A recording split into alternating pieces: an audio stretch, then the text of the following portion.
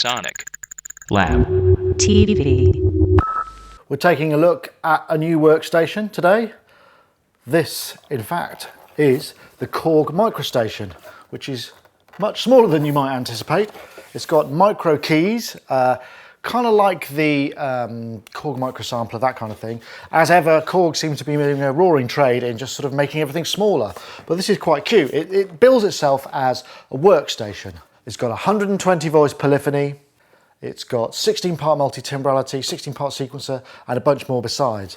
The synthesis engine is EDSI, which is Enhanced Definition Synthesis Integrated, which is in turn derived from the Korg M50, which is Enhanced Definition Synthesis. 49 megabytes of sample ROM. Let's just have a look at the unit now. So here we have it, 61 key bed, no aftertouch, but certainly velocity. The Korg joystick control, volume control, then this little sort of edit matrix which gives you access to common parameters. The first row is cut-off, resonance, EG intensity and envelope release. You flip between them like this, then you've got 4 user assignables, and then we've got the ARP controls, Arpeggiator on-off, an audition button which will come in handy for later, and in external mode these output MIDI control, assignable again. Combi and program mode, sequence mode, global for setting global parameters. Category-based system, so you can either flip through all the programs or through individual groups of programs. We've got the transport control for the sequencer, navigation buttons, and then bank and program buttons, as well as these are track activate and track select for the sequencer. Round the back we have 9-volt in power switch, stereo output, USB 2 connection, which gives you MIDI interfacing, allows you to access the MIDI interface and also the editor. An SD card, this is actually only for storing patches and sequence data, nothing more exciting unfortunately. MIDI in and out, foot switch, damper, pedal. One more thing, you get a mini jack headphone output on the front panel here. So first thing you're probably going to want to know is what's it like to play. Obviously this is quite unusual, a 61 key keyboard but small keys. I've got piano sound here.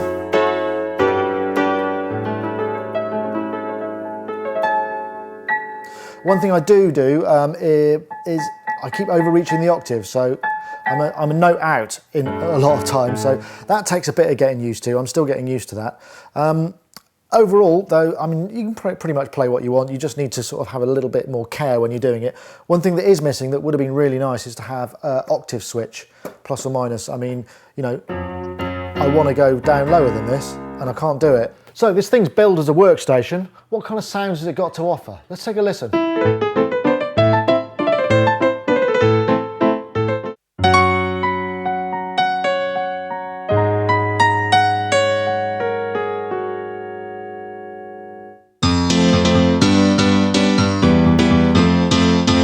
Some quite nice electromechanical keyboards and organs.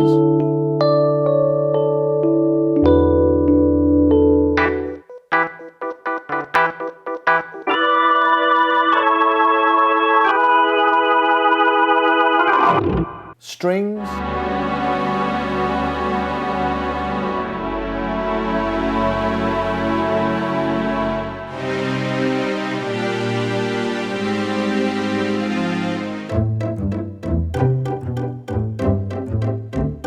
The inevitable set of guitar sounds.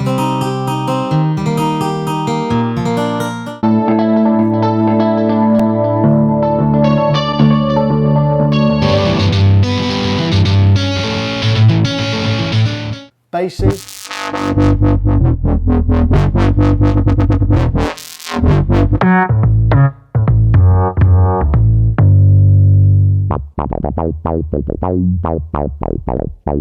Synths.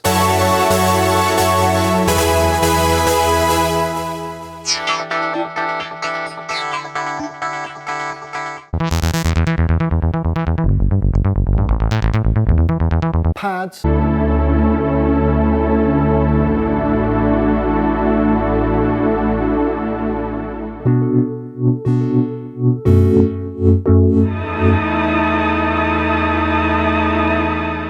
Sounds inside the microSTATION are actually pretty good, and when you consider there's only 49 megs of waverom, they get a lot of mileage out of it.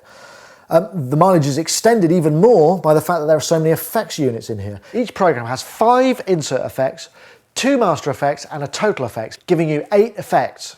There are 134 effects algorithms with numerous parameters that are mappable to all sorts of things. Very, very useful and quite a powerful additional sound sculpting. If you flip into combi mode, you get 16 parts, up to 16 parts, and you also get access to the same 8 effects generators. Editing the voices isn't a whole bunch of fun. You can access it all via the front panel, but there's a lot of pressing and a lot of squinting at a small display. Fortunately, there is an editor included, and this comes in standalone mode or in plug-in mode, so you can put it into your DAW for both Windows and Mac OS X. Let's take a quick look. We're in program mode here. We got an overview of what's going on the sound. This is the sound I program very, very quickly. I can show you the structure of that and I'll give you an idea of what's going on in the synth engine. What I've done is I've made this a double oscillator, so that uses 2 oscillators, which halves the polyphony incidentally.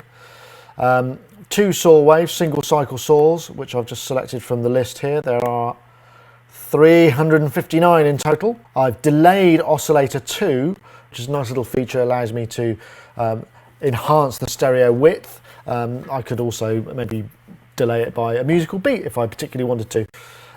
The filter I've got set up, I've got 1 filter for oscillator 1, which is filter A and filter B. It's very similar to the microKORG XL. We've got high pass, low pass, band reject. I've got 2 of those. And on the second filter, I've just got a band reject filter. If I want, I can just do a single low pass filter. Give you an idea what's going on with the resonance. A little bit steppy, but you know, it's pretty good. We've got an envelope for the filter, envelope for the amplitude, envelope for the oscillator pitch. We've also got 2 LFOs per voice and a common LFO, and then all the individual effects. Here's the insert effects. Here again are all of the algorithms that we've got available here. Going to combi mode, we can set the tones for each of the 16 slots. We can set the level, we can set the keyboard, the velocity zone, we can set the effects routing. Here I've got 1 and 2 routed to 2 separate effects. I mean, an enormous amount of routing potential. This, in my opinion, the editor really does open up this synthesizer to some serious programming. We will have a look at the sequencer as well. I must confess, I was expecting it to be rather perfunctory and unusable, but actually it's quite the opposite. It's really easy to throw down ideas. Obviously you've got 16 slots, so you can have 16 different sounds. You can quantize on record. You can also trigger external MIDI devices if you want as well. Let's just have a quick look. Right, so I've got a track here running, very simple, it's just a 4-bar loop. How you use the sequencer here, by pressing each of these buttons, it brings up the sound that you've got on that particular track, and then you can edit all of the different volumes and what have you. You're probably going to want to do that via the editor though, to be honest. Then switching the play mute button means I can switch on and off the various different tracks in my sequencer.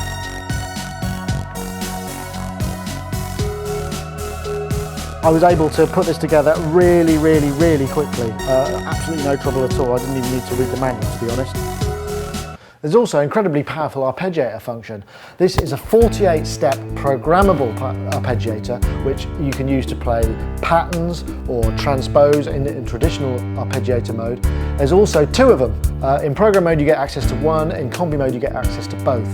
There are 640 locations to store these patterns into, so you should have plenty to be going on with it. It's sort of almost like a mini sequencer. It'd be really useful for playing out live patterns. So when this first arrived, I thought perhaps it was going to be a bit of a toy with its small keys and small amount of waverom, but actually I'm pleasantly surprised. The sound set in it, while not kind of super revolutionary, has got quite a lot to offer. There's some fillers in there, sure, but there's also quite a lot of stuff that gets the juices flowing, and when combined that with a sequencer or maybe using multi-timbre mode with 16 slots, you can get stuff going very quickly. Helped quite a lot, obviously, by the massive amount of effects there are on board. Downsides, no octave switch. I suppose I could live with that, but I think it really should have one because I want to flip octaves regularly, as is my want. The small keys are going to be a problem for somebody, but they're going to be looking elsewhere anyway. So for the price, which is £449 UK, $599 US. These are web retail prices. It's actually quite a good deal. I think if you need something small, compact, but actually still very powerful, then it's worth looking at the microSTATION.